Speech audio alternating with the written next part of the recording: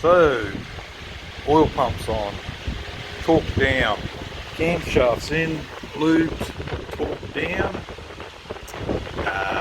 What else we got? Bearings are done. Crankshaft's just in. We've got lube, assembly lube on top. The rope seals in, and the caps are ready. Gonna lube them up.